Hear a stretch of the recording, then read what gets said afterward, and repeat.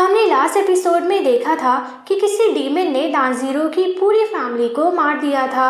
बस तांजीरो की छोटी बहन नेज़ुको ही जिंदा बची थी, लेकिन वो भी अब एक डीमन बन गई है। एक डीमन स्लेयर ग्यू तोमियोका ने तांजीरो को माउंट सगीरी जाने की सलाह दी थी और तांजीरो अपनी बहन के साथ अपने नए सफर पर निकल गया था। इस सेकेंड एपिसोड की शुरुआत वहीं से होती है। रास्ते में तांजीरो एक फार्मर से एक बास्केट, स्ट्रॉ और बैम्बू मांगता है। वो फार्मर तांजीरो को वो सब सामान दे देता है, लेकिन तांजीरो से सामान के पैसे लेने से मना कर देता है क्योंकि उसकी बास्केट में होल्स हैं। लेकिन तांजीरो थोड़ा जिद्दी है और बिना पैसे दिए ऐसे फ्री में उस फार्मर से सामान नहीं लेना चाहता है। इसीलिए वो उस फार्मर के हाथ पर पैसे रखता है, उसको थैंक यू बोलता है और वो सामान लेके जल्दी से वहाँ से भाग जाता है। फिर वो एक गुफा के पास आता है जहाँ उसने नेज़ुको को छुपाया है। वो देखता है कि नेज़ुको ने गुफा के अंदर एक गड्ढा कर दिया है और उसमें छुपी हुई है क्योंकि वो सनलाइट से डर रही है। ऐसा इसीलिए क्योंकि सनलाइट डीमंस के लिए जानलेवा होती है। इसीलिए तांजीरो ने उस फार्मर से वो बास्केट और बाकी का सामान खरीदा था। तांजीरो उस बास्केट को फिक्स करके कैरी बास्केट बना देता है जिसमें वो नेज़ुको को छुपा के दिन में भी माउंट सगीरी तक अपना सफर जारी रख पाएगा। तांजीरो नेज़ुको को उस बास्केट में बैठने को कहता है, लेकिन नेज़ुको उसमें फिट नहीं हो पाती।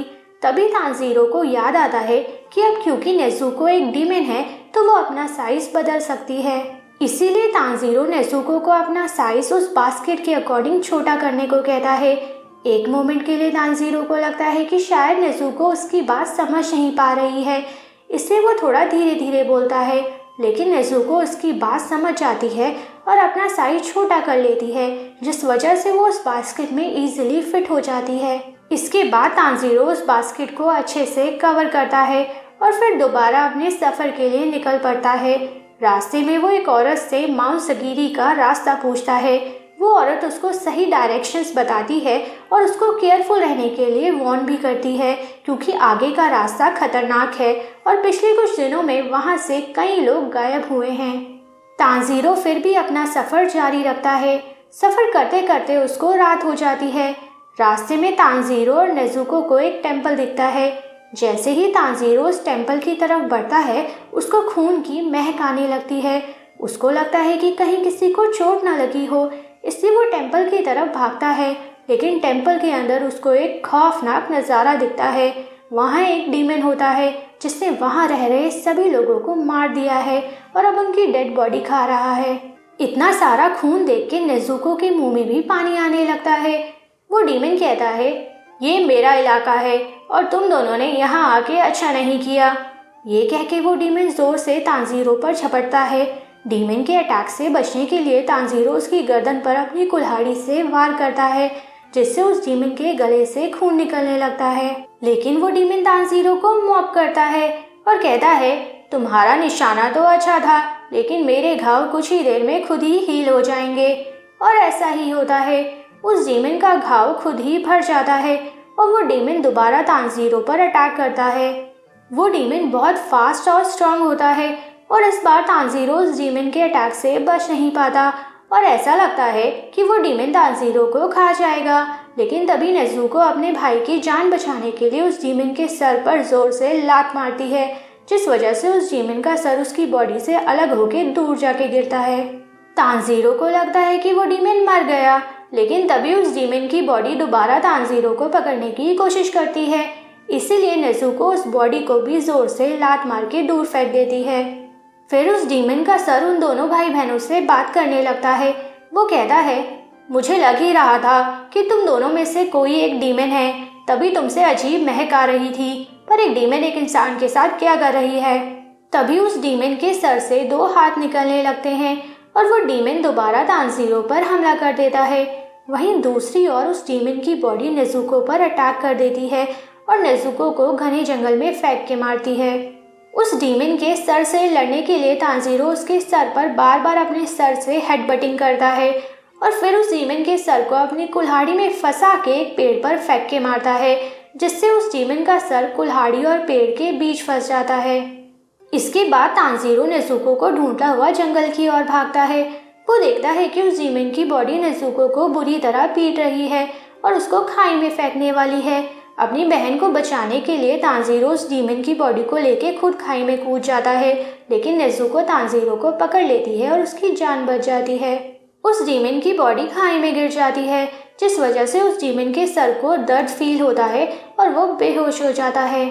इसके बाद तांजीरो एक चाकू लेके उस डीमन के सर के पास जाता है और उसको मारने के बारे में सोचता है। वो कहता है कि उस डीमन की स्मेल थोड़ी अलग है, ये डीमन वो नहीं है जिसने तांजीरो की फैमिली को मारा था।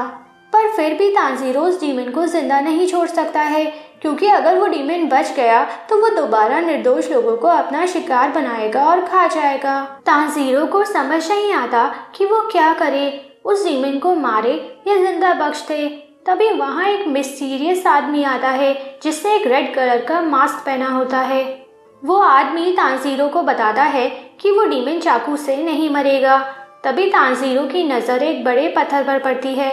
उसको समझ आता है कि उस डीमन को मारने के लिए तांजीरो को उस डीमन के सर पर बार बार जोर से पत्थर मारना होगा। ये सोच के ही तांजीरो घबराने लगता है। वो इतना निर्दयी नहीं है कि किसी को इतनी बेरहमी से मारे, चाहे वो एक डीमन ही क्यों ना हो। वो मास्क वाला आदमी तांजीरो की सेंट से समझ जाता है कि तांजीरो बहुत ही दयालु और कंपैशनेट किस्म का इंसान है, इसलिए उस डीमन को नहीं मार पा रहा है। तांजीरो को उस डीमन के लिए भी सिंपैथी फील हो रही है।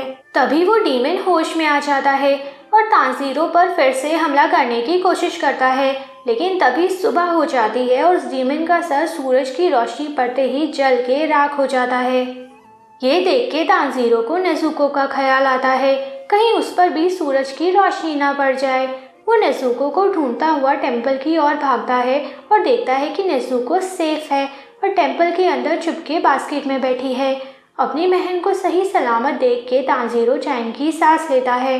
फिर वो देखता है कि उस मिस्टीरियस आदमी ने टेम्पल में पड़ी सारी डेड बॉडीज को दफना दिया है। वो आदमी तांजीरो को अपना नाम बताता है, सकोंजी उरोकोडाकी। ये वही आदमी है जिसको तांजीरो ढूंढ रहा था। सकोंजी तांजीरो से पूछता है कि क्या तांजीरो वही लड़का है जिसको ग्यू तोमियोका ने भेजा है। तांजीरो कहता है हाँ, और वो मेरी बहन नेज़ुको है। सकोंजी उससे पूछता है कि अगर नेज़ुको ने किसी इंसान को खा लिया तो तांजीरो क्या करेगा। तांजीरो इस सवाल से शॉक्ड हो जाता है और उसको समझ नहीं आता कि जवाब क्या दे। तभी सकोंजी उरोकोडाकी तांजीरो को जोर से थप्पड़ मारता है, क्योंकि तांजीरो ने जवाब देने में इतना टाइम लगाया। वो कहता है कि तांजीरो उस डीमन को मारने में भी इतना संकोच कर रहा था और अब जवाब देने में भी इतना संकोच कर रहा है। सकोंजी कहता है कि सही जवाब ये है कि अगर नेज़ुको ने किसी इंसान को खाया तो तांजीरो नेज़ुको को मार देगा और फिर खुद को मार देगा, क्योंकि वो एक डीमन को अपने साथ लेके चल रहा था। इसके बाद सकोंजी कहता है कि वो तांजीरो का टेस्ट लेगा, ये देखने के लिए कि तांजीरो डीमन स्लेयर बनने लायक भी है या नहीं। ये कह के सकोंजी तेजी से भागने लगता है और तांजीरो को उसका पीछा करने को कहता है। तांजीरो भी नेज़ुको को बास्केट में उठाए सकोंजी के पीछे भागने लगता है। भागते भागते तांजीरो की सांस फूलने लगती है, क्योंकि एक तो सकोंजी बहुत तेज भाग रहा है और दूसरा तांजीरो को अपने खुद के वजन के साथ साथ नेज़ुको का वजन भी उठाना पड़ रहा है। तांजीरो को नेज़ुको की फिक्र भी होने लगती है, क्योंकि तांजीरो के ऐसे तेज भागने की वजह से नेज़ुको को बहुत धक्के लग रहे होंगे, जिस वजह से उसको परेशानी हो रही होगी। वो अपनी बहन को संयम रखने को कहता है। फिर उसको एक फ्लैशबैक मेमोरी याद आती है, जिसमें वो अपनी बहन से कहता है कि वो उसको एक नई किमोनो ड्रेस लाके देगा, लेकिन नेज़ुको मना कर देती है कि उसके पास ऑलरेडी एक किमोनो ड्रेस है और वो उसी से काम चला लेगी। नई ड्रेस से ज़्यादा इम्पोर्टेंट ये है कि उनकी फैमिली पेट भर के खाना खा सके।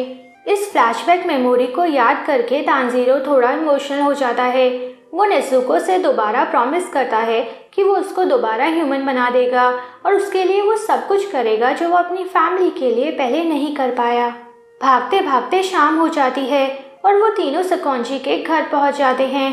तांजीरो बहुत थक चुका है और सकोंजी से पूछता है कि क्या उसने टेस्ट पास कर लिया।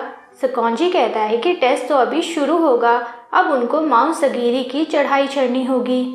ये सुन के तांजीरो शॉक हो जाता है और फ्रस्ट्रेशन में चीखने लगता है। नेज़ुको सो रही होती है और वो लोग उसको सकॉन्जी के घर पर छोड़कर पहाड़ की चढ़ाई चढ़ने लगते हैं। तानजीरो को चढ़ाई में बहुत दिक्कत होती है क्योंकि वो बहुत थक गया है और उसको बहुत वीकनेस भी फील हो रही है। थोड़ी देर के बाद सकॉन्जी तानजीरो को इंस्ट्रक्शंस देता है कि तानजीरो का टेस्ट ये है कि उसको सुबह होने से पहले सकॉन्जी के घर तक वापस आना है। ये कह के सकॉन्जी वहाँ से गायब हो जाता है। ये देख के तानजीरो को दोबारा शॉक लगता है, लेकिन फिर भी वो सोचता है कि वो इजीली उस पहाड़ी को पार कर सकॉन्जी के घर का रास्ता ढूंढ लेगा और वैसे भी तानजीरो के सूंघने की शक्ति भी बहुत अच्छी है। लेकिन ये टेस्ट उतना आसान नहीं होता जितना तानजीरो ने सोचा था, क्योंकि उस पहाड़ी पर जगह जगह ट्रैप सेट होते हैं और तानजीरो बार बार उन ट्रैप्स में फंसने लगता है, जिस वजह से उसको बहुत चोट भी लगती है। उस पहाड़ी पर हवा भी बहुत पतली होती है, जिस वजह से तानजीरो को सांस लेने में भी मुश्किल होने लगती है।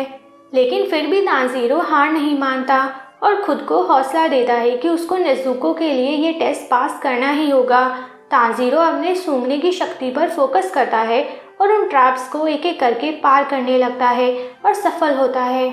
वहीं सकॉन्जी के घर पर वो नेज़ुको का ख्याल रख रहे होते हैं। जैसे ही सुबह होने लगती है तानजीरो वापस लौट आता है। उसकी हालत बहुत बुरी होती है, लेकिन हौसला अभी भी मजबूत होता है। तानजीरो को देख के सकॉन्जी को गियो टोमियोका का लेटर याद आता है, जो उसने सकॉन्जी को तानजीरो के बारे में लिखा था।